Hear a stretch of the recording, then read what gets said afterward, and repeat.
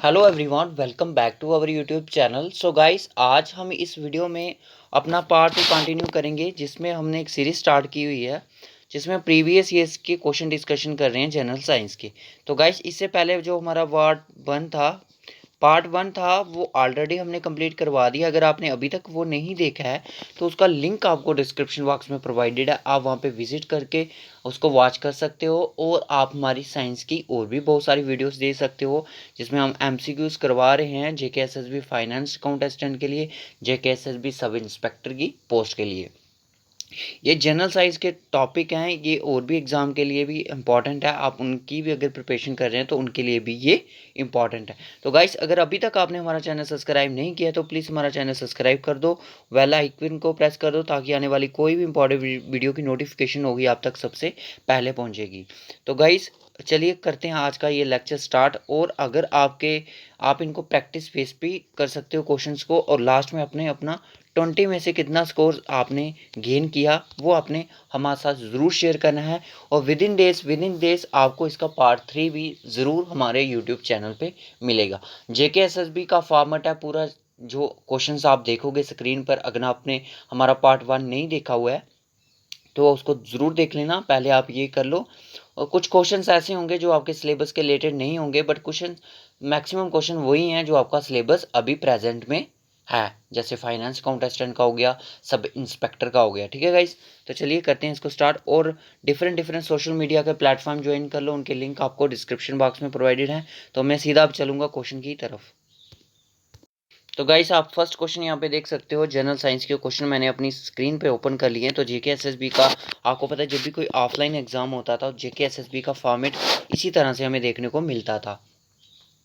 ठीक है गाइस, तो चलिए जो फर्स्ट क्वेश्चन है, हमारा फर्स्ट क्वेश्चन है कि kilometre per hour is the unit to Maihar.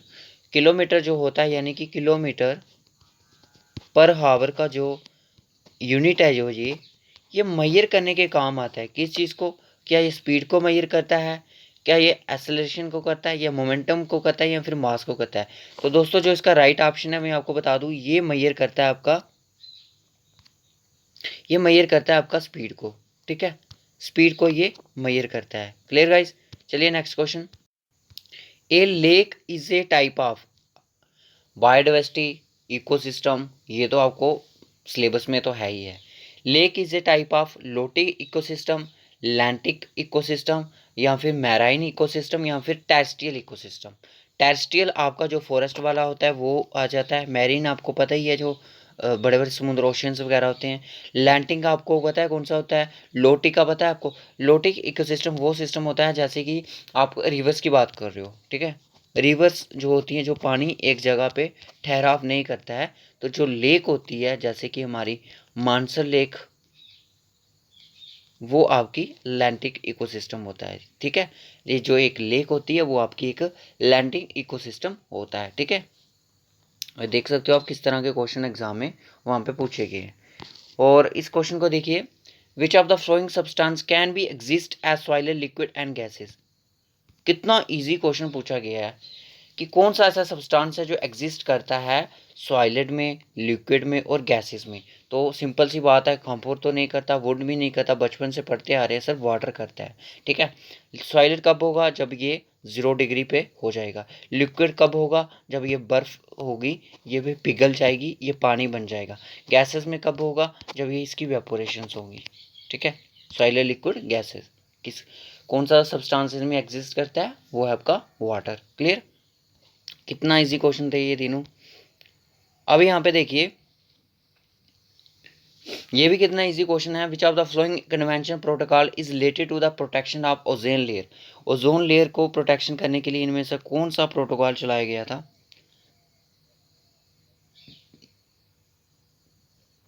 Veena convention 1985, Nagoya protocol 2010, Kyoto protocol 1997, या फिर जिनीवा कन्वेंशन 1979। तो ये तो क्योटो के लिए है, तो हमने ये इन्वायरमेंट के रिलेटेड था। ठीक है, इसको छोड़ो। वाइना जो कन्वेंशन था, ये आपको पता है, एक और था इसके साथ भी, और उसका नाम नहीं याद आ रहा मेरे को। ये जो वाइना कन्वेंशन है, ये इसके लिए चलाया गया था, रिलेट करता है प्रोटेक्शन ऑफ ओजोन लेयर की। नेक्स्ट क्वेश्चन चलिए।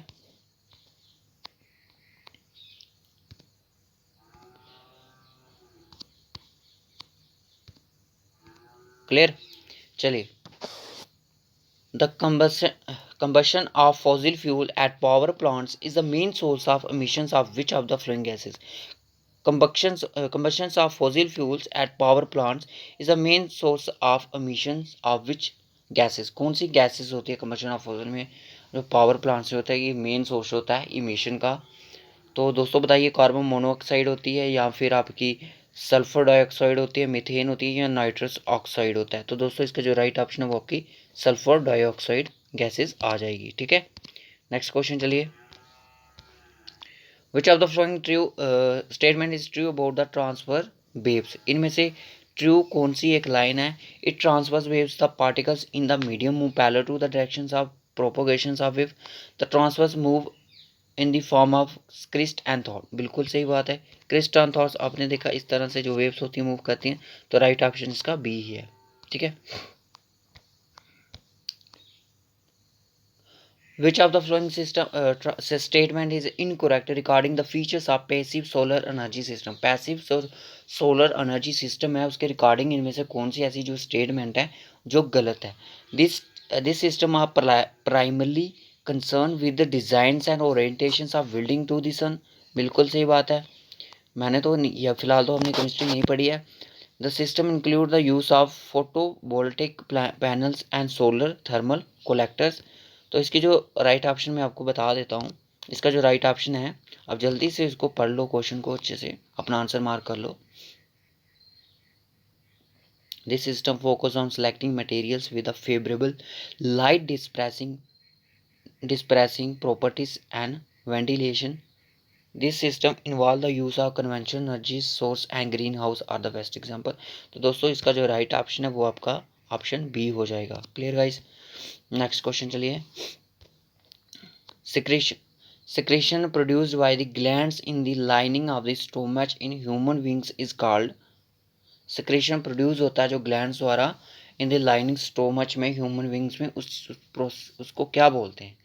ठीक है, उस प्रोसेस को क्या बोलेंगे जो प्रोड्यूस होगा दोस्तों? तो उसको बोलेंगे हम गास्ट्रिक यूज। क्या बोलेंगे? गास्ट्रिक यूज बोलते हैं। ठीक है, which of the following waves require a medium to travel? कौन सी इनमें से वेव्स हैं जो रिक्वायर रहती हैं मीडियम टू ट्रैवल के लिए? क्या वो माइक्रोवेव्स हैं, एक्सरेज है, लाइट वेव्स हैं, या साउंड वेव्स हैं? तो दोस्तों वो है आपकी साउंड वेव्स। ठीक है, motions motions of A pendulum is an example of. Motion of pendulum is an example of, किस चीज़ की एग्जाम्पल है ये? क्या ये लीनियर मोशन की है, सर्कुलर मोशन की है, रोटेशन या पीरियोडिक मोशन की है? देखिए पेंडुलम के बारे में तो आप सबको पता ही है, तो ये एक पीरियोडिक मोशन के बारे में बताता है। ठीक है, the unit of measure used to express the thickness of ozone layer is. Important question है गाइस, है थोड़ा ट्रिकी क्वेश्चन है, कंसेप्चुअल है, इतना हमने नहीं पढ़ा था। Unit of measure to use to express the thickness of ozone layer. जो यूनिट कौन सा यूनिट है जो मेजर में लाया जाता है किसकी थिकनेस के लिए? ओजोन लेयर की थिकनेस को एक्सप्रेस करने के लिए। क्या वो न्यूटन मीटर है, डेसिबल यूनिट है, डॉप्सन यूनिट है, फिर पॉइस है? तो इसका जो राइट ऑप्शन है मैं आपको फिर से बता देता हूँ, वो आपका डॉप्सन यूनिट। ठीक है, डॉप्सन यूनिट जो मेजर के, याद रखना है इस क्वेश्चन को, शायद एग्जाम में इसी तरह का डिफिकल्ट क्वेश्चन आपसे पूछ लिया जाए।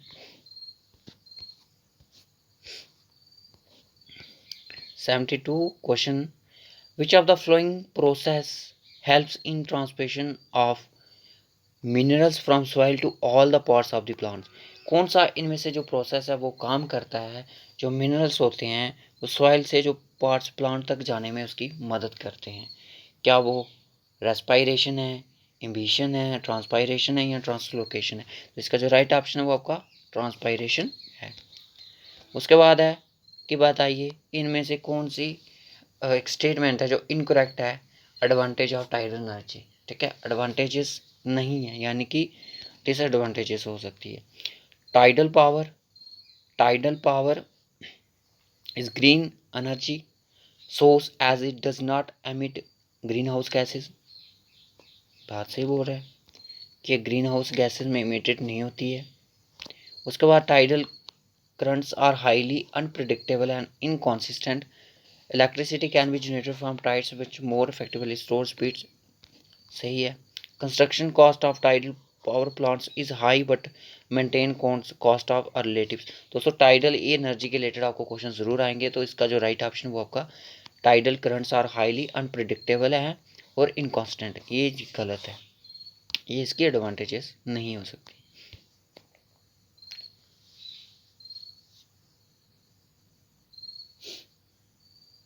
मरकरी मीना माता डिजीजेस और लताई ताई डिजीजेस किससे क्या कारण होती है ये? इसका जो राइट ऑप्शन मैं आपको बता ही देता हूँ, ये कुछ क्वेश्चन ही अजीब सा है। कैंडीमियम, ठीक है, इसका जो राइट ऑप्शन है वो आपका कैंडीमियम है, ठीक है। मरकरी मीना माता डिजीजेस ये क्या चीज़ है, और लताई ताई डिजीजेस कैंडीमियम से है। When a fan is switched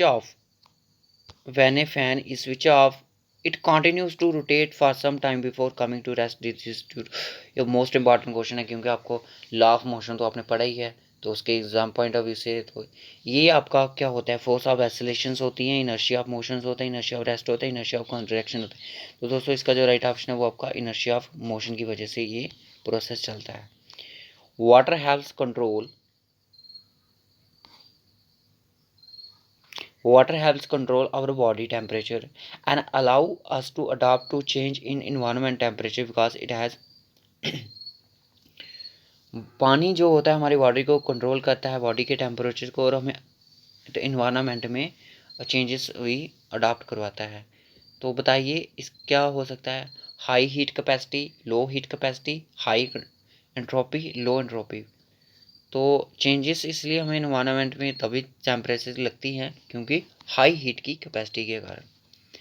which of the following forms of energy drives a wind turbine a device use to generate electricity.